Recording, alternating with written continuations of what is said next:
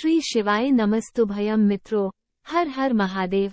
आप सभी का स्वागत है हमारी YouTube चैनल शिव पुराण ज्ञान में। हमारी चैनल पर श्री पंडित प्रदीप मिश्रा जी द्वारा बताए गए सभी अचूक उपाय बताए जाते हैं। सही जानकारी के लिए हमारी चैनल को अवश्य सब्सक्राइब करें। आपको लोटा भर के जल चढ़ाने का फायदा क्या हुआ है? अब सुनना, पूरे भारत के लोग और पूरे देश विदेश में बैठे हुए जितने भक्त कथा सुन रहे हैं, महाराज भगवान का एक नाम है भिक्षु वर,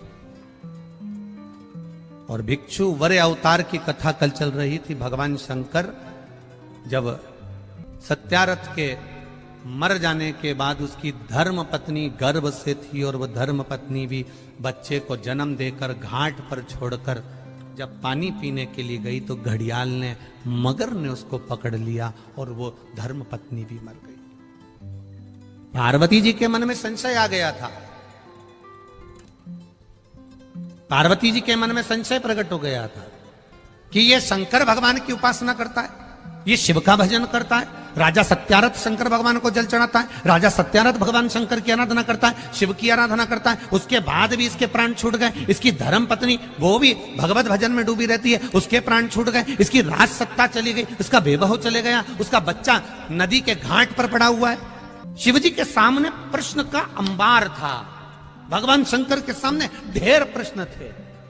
शिव का जो भक्त होता है वो विश्वास पर जीता है, भरोसे पर, दृढ़ता पर जीता है। दुनिया कुछ भी कहे, वो अपनी भरोसा, अपनी दृढ़ता शंकर के चरणों में रखता है, शिव के चरणों।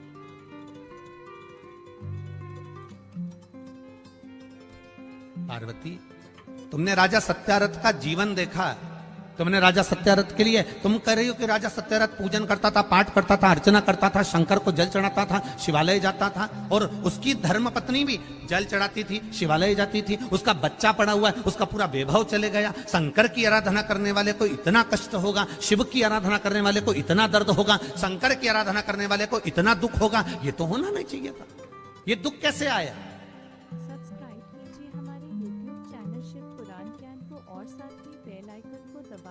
ये कष्ट कैसे आया? ये तकलीफ कैसे आई? शिव जी ने कहा, पार्वती चल मैं तुझे घुमा के लाऊं, और घुमाया। जलाशय में पार्वती जी को पूरी लीला का दर्शन करा दिया कि पूर्व समय के भोग के कारण, पूर्व समय के दूसरे का सामान ले लिया था, दूसरे के घर पर आक्रमण कर दिया था, दूसरे का वैभव चुरा लिया था, दूसरे का धन चुरा लिया था, दूसरे की सत्ता चुरा ली थी। इसलिए इस जन्म में भले मेरा भजन करा इसने, मुझ पर जल चढ़ाया इसने, मेरी आराधना करी इसने, पर पूर्व कर्म का भोग तो भोगना पड़ेगा। हम पहले भी कथा में कहे, तुम वेद पुराण को मानो ना मानो, तुम धर्म शास्त्र को मानो ना मानो, तुम अपने बड़ों को मानो ना मानो, तुम अपने गुरु को मानो ना मानो, पर इतना जरूर मानकर चलना कि कर्म का भोग तो परमात्मा को भी भोगना पड़ा, तो अपन तो मनुष्य हैं, भोगना पड़ता ही है, पड़ेगा।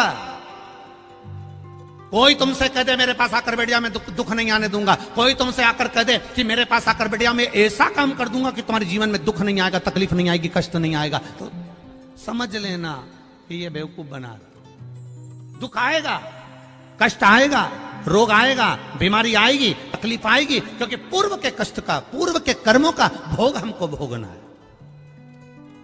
पूर्व के कर्मों का भोग हमको भोगना, वो कौन भोगेगा? तुम्हारी कमाई के हिस्सेदार होते हैं तुम्हारी पत्नी, तुम्हारे घर के माता पिता, तुम्हारे भाई बंधु और तुम्हारे बच्चे तुम्हारी कमाई के हिस्सेदार होंगे। पर एक बात अपनी जिंदगी में उतार कर रखना, तुम्हारे कर्म के हिस्सेदार नहीं होंगे कि तूने कमाया कैसा था। तुम्हारी कमाई के हिस्सेदार तुम्हारी पत्नी भी होगी, तुम्हारे बच्चे भी होंगे, बेटा भी होगा, बेटी भी होगी, माता भी होगी, पिता भी होंगे, भाई भी होंगे, बंधु भी होंगे, बहनें भी होंगी, उनके सारे रिश्तेदार होंगे, तुम्हारी कमाई के हिस्सेदार होंगे, और तुम्हारे कर्म के हिस्सेदार नहीं हो सकते। कर्म का भोग तो तुझे अकेले ही भोगना है। तब वो परमात्मा भी कहेगा कि तेरा क्या होगा रे कालिया, फिर वो भी कहेगा कि होगा क्या,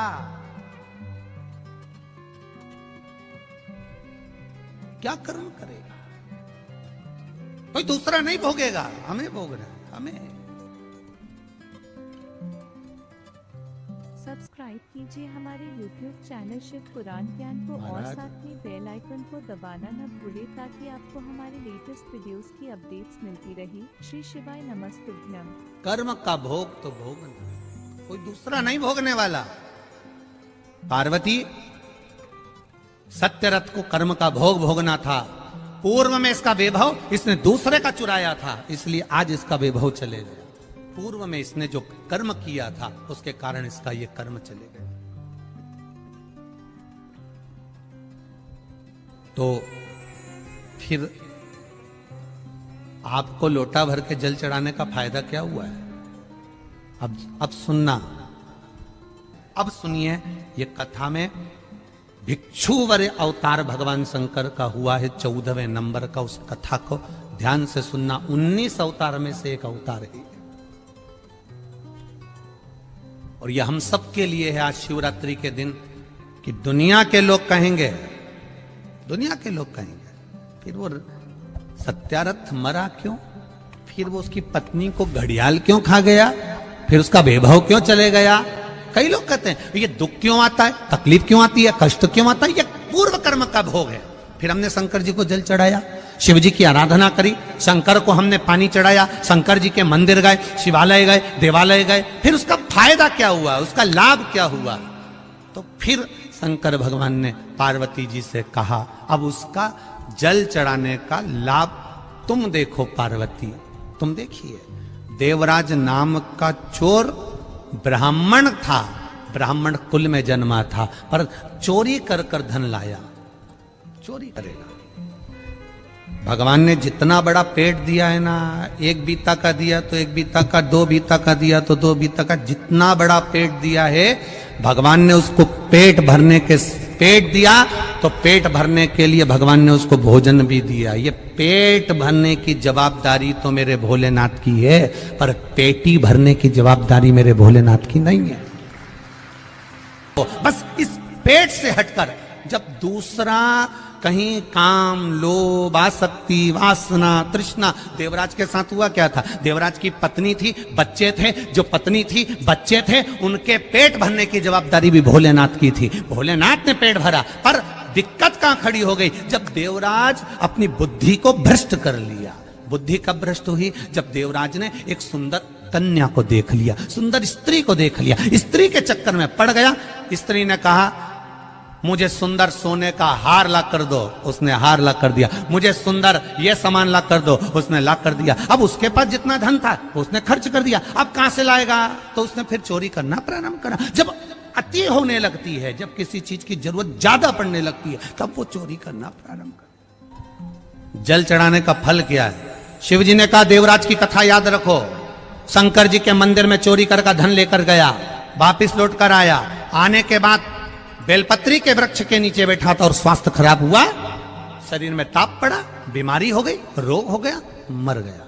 मरा, शंकर जी ने उसके लिए नंदी लगाया, नंदी पर बैठकर वो कैलाश धाम गया। तो इसने तो पाप करा था, इसने तो चोरी करी थी, इसने तो ये चोरी का धन लाया था, और इसने तो कभी शंकर का गुणगान नहीं करा।